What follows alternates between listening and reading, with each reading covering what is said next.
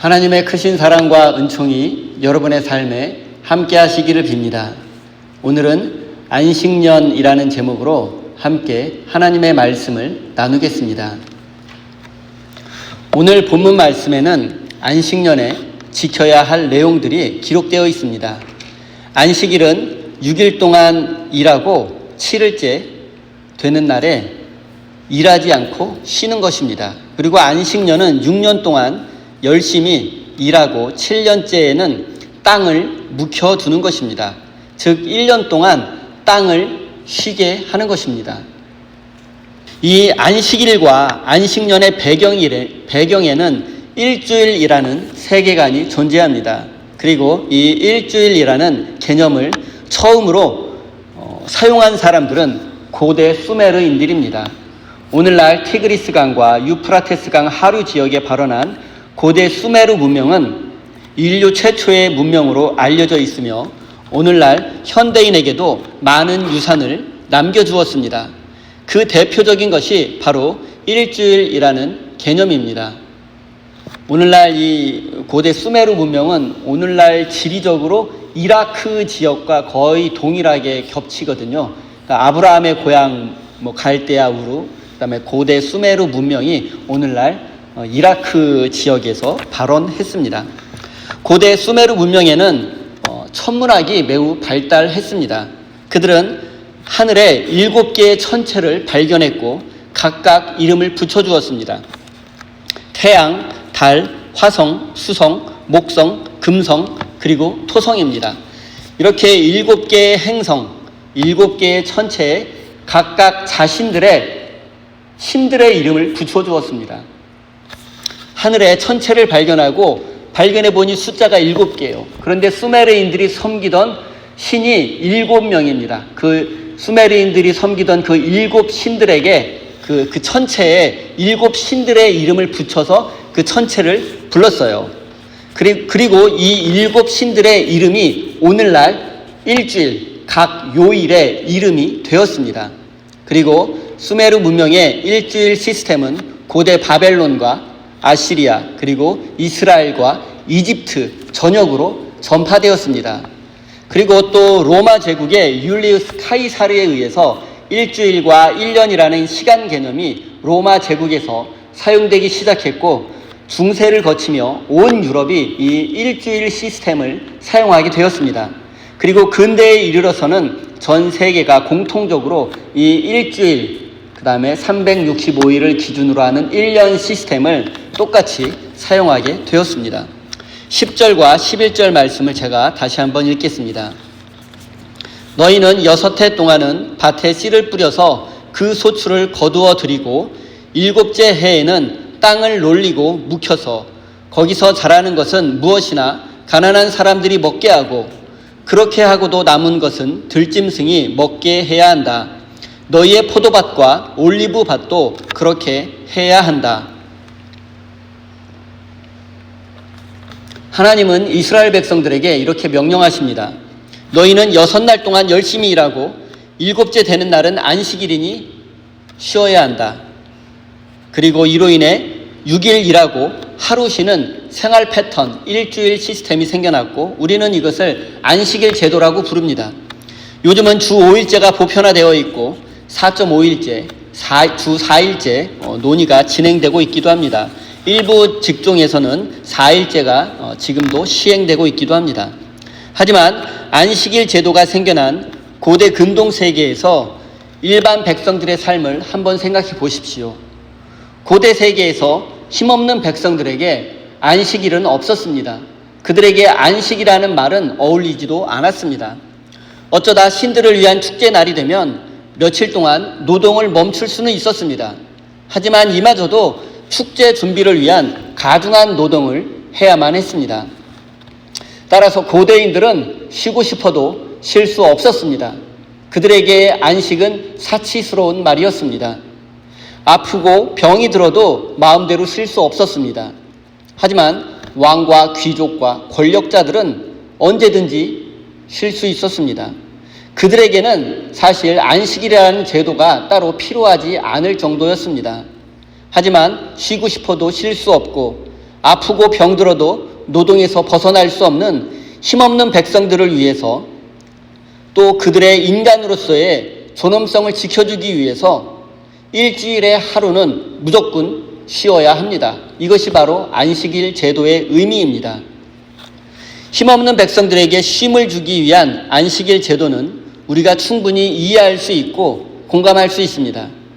인간의 정신과 육체는 반드시 쉼이 필요하다는 사실을 우리가 분명히 알고 있기 때문입니다. 그런데 6년 동안 열심히 일하고 7년째에는 땅을 놀리고 묵혀두라는 안식일 제도는 이해하기가 약간 어렵습니다. 땅이 쉬면 사람도 쉬어야 하니 안식년에는 자연스럽게 힘없는 백성들도 쉴 수 있었습니다. 결과적으로 안식년은 사람이 쉴 수 있는 제도입니다. 그런데 하나님은 왜 직접적으로 7년째에는 힘없는 백성들이 1년 동안 쉬어라라고 말씀하지 않으시고 땅을 갈지 말고 묵혀두라고 하셨을까요? 왜 땅에게 쉼을 주라고 하셨을까요? 레위기 25장에는 더 구체적으로 7째 해에는 밭이나 포도원을 가꾸지 말라고 명령하십니다. 그리고 생각해보면 땅에도 쉼이 필요합니다. 우리가 농사를 짓고 수확하는 데에는 땅의 역할이 가장 결정적입니다. 땅에 힘이 있어야 한다는 뜻입니다. 기름진 땅이어야 많은 열매를 수확할 수 있습니다. 그런데 쉬지 않고 땅을 이용하다 보면 땅에도 지력이라는 것이 있는데 이 지력이 떨어집니다. 땅이 황폐해집니다. 자연을 끊임없이 개발하고 이용하다 보면 자연이 아파하고 병들게 됩니다. 환경이 파괴됩니다. 자연과 자원은 무한정할 것 같지만 쉬지 않고 끊임없이 사용하다 보면 결국 고갈될 수밖에 없고 환경은 파괴될 수밖에 없습니다. 그리고 지금 우리가 그것을 직접 눈으로 보고 몸으로 경험하고 있기도 합니다. 기후변화로 인해서 온 지구가 몸살을 앓고 있으며 이로 인한 자연재해로 수많은 사람들이 삶의 터전을 잃고 고통당하고 있습니다.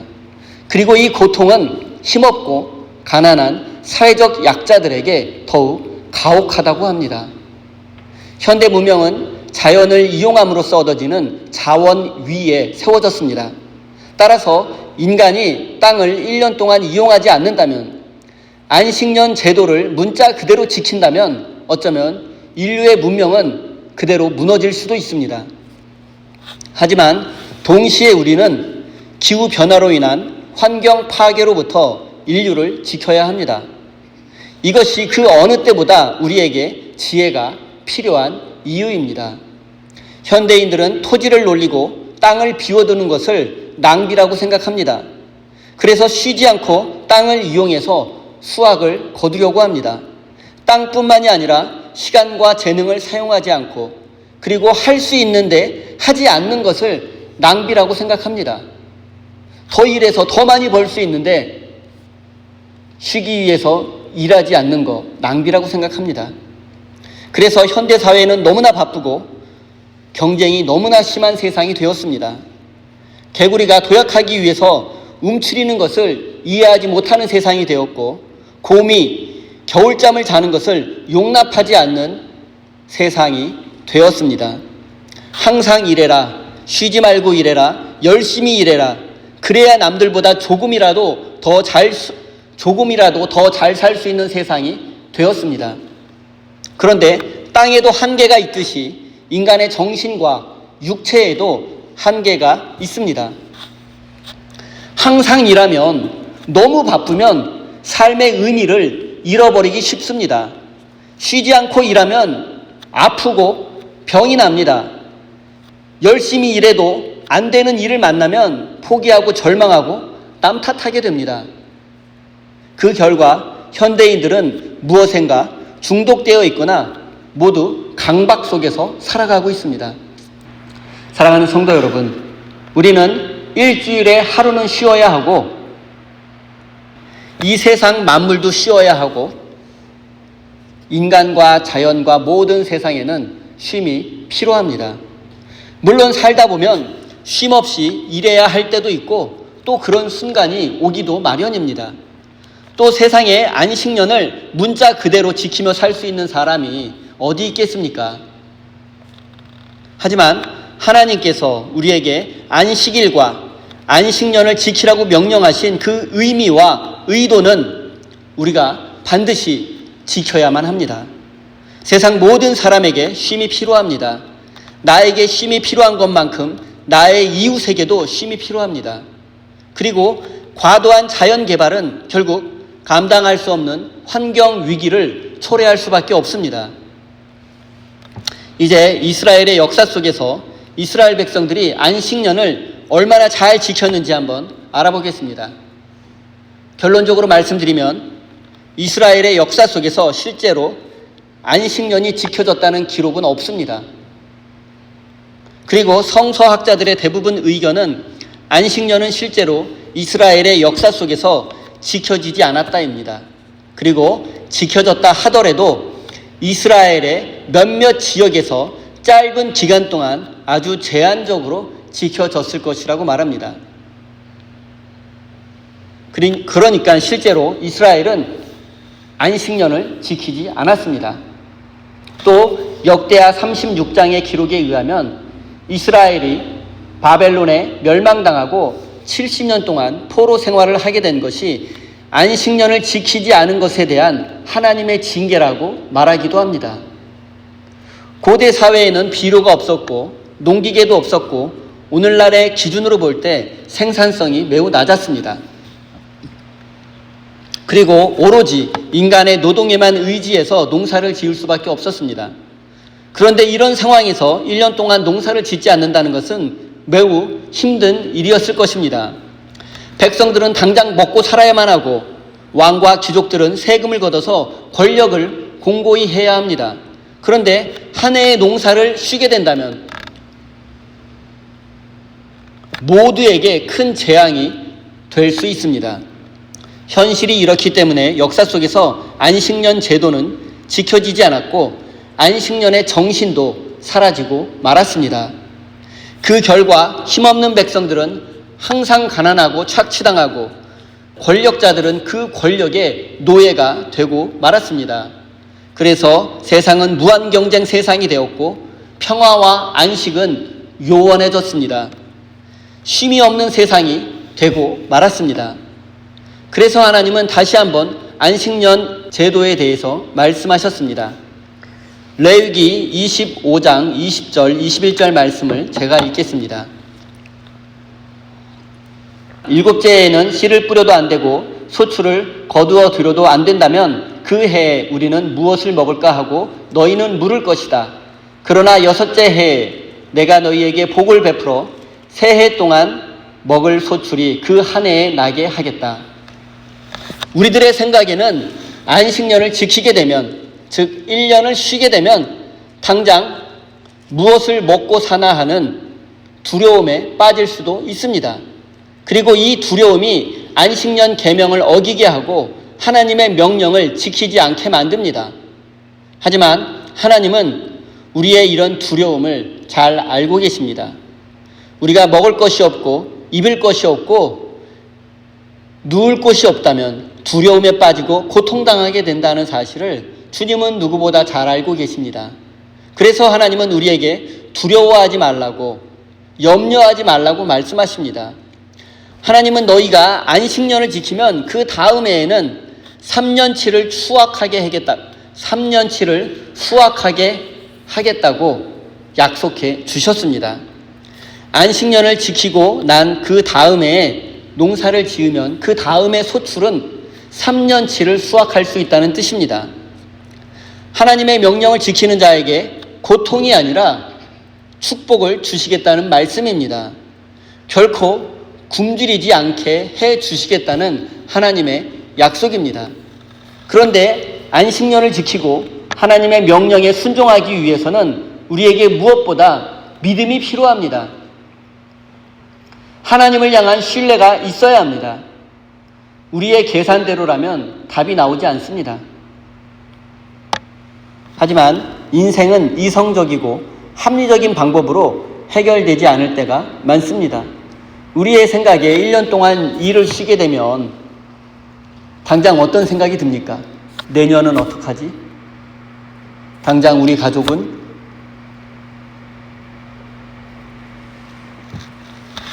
누구나 이런 걱정과 두려움이 앞섭니다. 하지만 인생은 우리의 생각대로, 우리의 계획대로 흘러가지 않습니다. 우리 생각에는 1년을 쉬면 오랫동안 고통을 겪을 것 같습니다. 불안과 두려움 속에서 예민해지고 마음이 강팍해지기가 쉽습니다. 그렇기 때문에 하나님의 말씀은 잠시 외면하고 묵묵히 세상의 방법을 따라 사는 편이 안전하다고 생각합니다. 하지만 하나님의 말씀에 순종하면 길이 보입니다.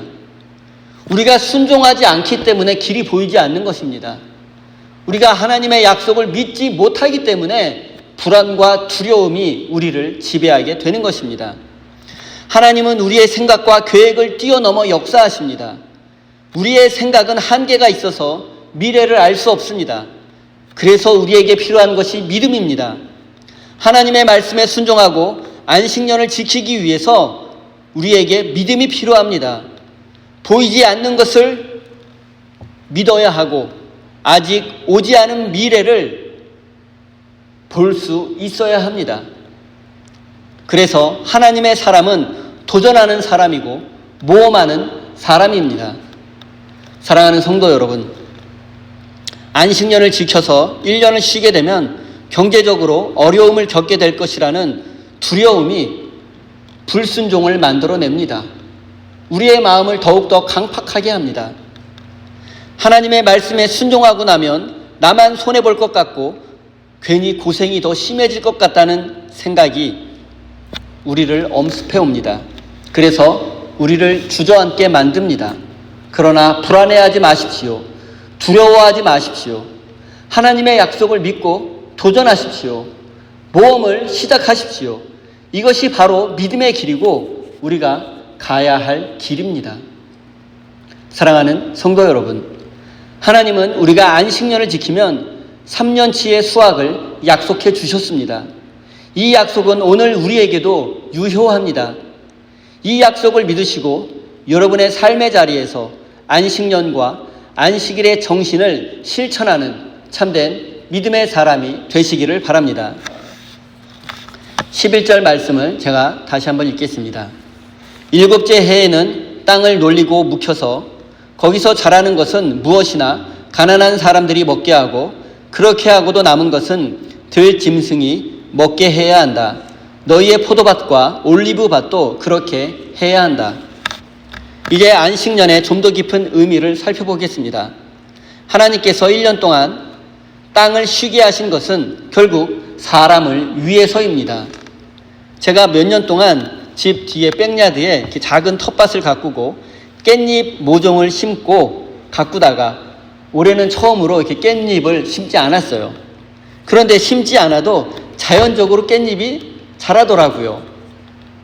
물론 모종을 심었을 때보다 크기도 작고 양도 적습니다. 그리고 이스라엘의 농부들이 한 해의 농사를 쉬게 되면 특히 포도밭과 올리브 밭에서도 마찬가지로 자연적으로 열매가 맺힙니다. 물론 양은 평소보다 적습니다. 그리고 하나님은 이렇게 자연적으로 맺힌 열매를 악착같이 수확하지 말고 그냥 내버려 두라고 말씀하십니다. 그러면 가난한 자들이 와서 먹을 것이고 들짐승들도 먹을 것이라고 말씀합니다. 안식년을 지키게 되면 포도밭이나 올리브밭을 소유한 주인들은 그대로 견딜만 합니다. 하지만 가난한 사람들은 말 그대로 먹고 사는 문제, 생계 문제로 고통당할 수 있습니다. 들짐승들도 마찬가지입니다. 그리고 이 모든 이들도 먹고 살아야만 합니다. 그래서 부자들에게 악착같이 수확하지 말라고 하나님은 명령하십니다. 가난한 사람들을 위해서 먹을 것을 남겨두라고 명령하십니다. 하나님은 레위기 19장 말씀을 통해서 추수할 때 싹쓸이하지 말고 일부를 남겨놓으라고 말씀하십니다. 또 떨어진 이삭도 줍지 말라고 명령하십니다. 왜냐하면 가난한 사람들이 그 남겨진 것을, 그 땅에 떨어진 것을 먹을 것이기 때문입니다. 현대 자본주의 세상은 최소한의 비용으로 최대의 효과를 내는 것이 목표입니다. 그래서 땅이든 인간이든 최대한으로 성과물을 뽑아내려고 합니다. 이런 세상에서 인간은 기계 부속품처럼 여겨집니다. 힘없는 자들은 소중한 존재로 대접받지 못하고 용도가 다하면 폐기 처분됩니다. 이 세상에는 모든 인류가 생활하기에 충분한 땅과 자원이 존재합니다. 하지만 인간의 욕심과 욕망을 채우기에는 턱없이 부족합니다. 여러분 혹시 파레토 법칙이라는 말 들어보셨습니까? 20%의 원인이 80%의 결과를 생산해낸다는 법칙입니다. 그리고 이 파레토 법칙의 의미가 확대되어서 20%의 사람이 80%를 소유한다는 뜻으로 경제 불평등의 의미로 이 파레토 법칙이 사용됩니다. 최근에는 10%, 5%, 1%의 슈퍼리치들이 세상의 90%를 소유한다는 통계도 많습니다. 부자들은 더 큰 부자가 되고 가난한 사람들은 더 가난해지는 현상을 보통 양극화라고 부릅니다. 또한 양극화가 심한 세상에서는 보통 계층 간에 이동할 수 있는 사다리가 무너진 상태입니다. 사다리 걷어차기 많이 들어보셨죠? 사회가 양극화가 심해지면 이 사회의 하층에 있는 사람들이 중산층으로 이동하고 중산층에 있는 사람들이 상류층으로 이동하고 이 계층 간에 이동할 수 있는 사다리가 있어야지 건강한 사회인데, 그래야지 어떤 목표의식을 가지고 동기부여가 되고 열심히 일할 수 있고 창의적으로 일할 수 있는데, 저 꼭대기에 있는 사람들이 아래에 있는 사다리를 다 걷어차 버렸어요. 양극화가 더 심해지고 고착화되는 거죠.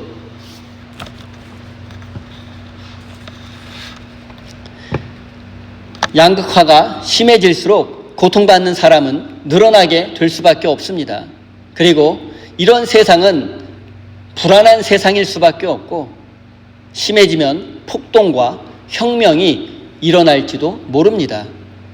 하지만 하나님은 이런 파레토 법칙과 양극화를 인정하지 않으십니다. 이런 세상은 잘못되었다라고 말씀하십니다. 정의로운 하나님은 이런 세상을 용납하지 않으십니다. 하나님은 파레토 법칙과 양극화로 고통받는 사람들을 위해서 안식일을 만드셨고 안식년을 명령하셨습니다. 악착같이 챙기지 말고 가난한 백성들을 배려하고 어려운 이웃과 함께 나누라고 명령하십니다. 정도 이상의 소유는 나누어야만 합니다. 이것이 하나님의 뜻이고 하나님의 정의입니다. 이것이 안식일과 안식년을 명령하신 하나님의 의도입니다. 오늘날 그리스도인과 교회의 모습은 어떠합니까? 교인들은 더 높아지려고만 하고 더 높이 성공하려고만 하고 교회는 더 커지려고만 한다면 이것은 진정한 기독교가 아닙니다. 교회와 성도들이 너무 악착 같아서는 안 됩니다. 세상 사람들이 흔히 교회와 성도들을 향해서 손가락질할 때 하는 말이 교회 다니는 것들이 더하다고, 악착 같다는 말이죠. 여러분, 악착 같은 사람은 절대로 하나님의 사람일 수 없습니다. 사랑하는 성도 여러분, 하나님이 우리에게 원하시는 것은 나누고 베풀고 그리고 손해보고 희생하는 것입니다. 악착같이 내 것을 챙기는 사람은 결코 하나님의 사람이 될 수 없습니다. 사랑하는 성도 여러분, 우리는 지금 효율과 효능을 최고의 가치로 여기는 자본주의 세상 속에서, 무한경쟁 세상 속에서 살고 있습니다. 하지만 이런 세상을 따라가지 못하고 뒤처지는 사람이 생기기 마련입니다. 그리고 어쩌면 우리가 그런 사람일 수도 있고 또 그런 상황에 처할 수도 있습니다. 사랑하는 우리 새임교회 성도 여러분, 하나님은 우리에게 안식년을 주셨고 그것을 지키라고 명령하십니다. 우리가 문자 그대로 1년을 쉴 수는 없지만 우리에게 안식년을 주신 하나님의 뜻과 의도를 깨달아야 합니다. 그래서 이 세상에 하나님의 정의를 실천하며 평화로운 세상, 모두가 안식할 수 있는 그런 세상을 만들어가는 하나님의 일꾼이 되시기를 예수님의 이름으로 축원드립니다. 기도하겠습니다. 정의로우신 하나님, 당신은 우리가 서로를 돕고 나누며 평화롭게 살기를 원하십니다. 그래서 당신 안에서 안식을 누리며 살기 원하셨습니다. 영적인 안식뿐만 아니라 우리의 육체도 안식을 누리기를 주님은 원하셨습니다. 하지만 어느새부턴가 우리는 너무 악착 같은 사람이 되어버렸습니다. 하나님이 주신 것에 만족하지 못하고 내 실력과 능력으로 땀 흘려 번 것에 만족하지 못하고 남과 나를 비교하며 늘 부족하다고만 여겼습니다. 그래서 괜히 하나님을 원망하기도 하고 불공정한 세상 탓하기도 했습니다. 하나님의 말씀대로 안식일을 지키고 안식년을 지키게 된다면 우리는 다른 사람보다 더 뒤처질 것 같고 손해볼 것 같고 영영 삼류 인생이 될 것 같은 생각에 불안과 두려움에 사로잡히기도 했습니다. 그래서 안식일을 지키지 못했고 안식년을 지키지 못했고 쉬지 못했습니다.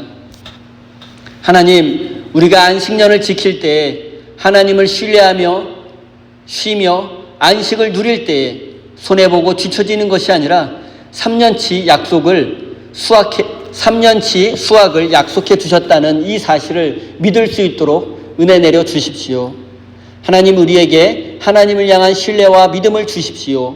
그래서 안식년을 지키고 평화와 안식을 누리며 하나님의 축복을 누리는 복된 인생이 되게 해 주십시오. 사랑의 하나님, 이 시간 우리 성도들이 진실한 마음으로 예물을 드립니다. 주님께서 기뻐 받아주시고 우리의 삶에 평화와 안식을 주십시오.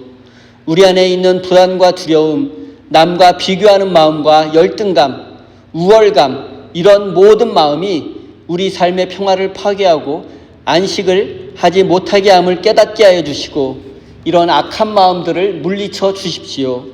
사랑의 주님, 우리 성도들의 삶에 늘 동행해 주셔서 저들의 삶에 하늘의 은혜를 내려주시고 몸과 마음의 건강도 지켜주셔서 하나님과 이웃을 섬기는 참된 믿음의 사람이 되게 해 주십시오. 예수님의 이름으로 기도드립니다.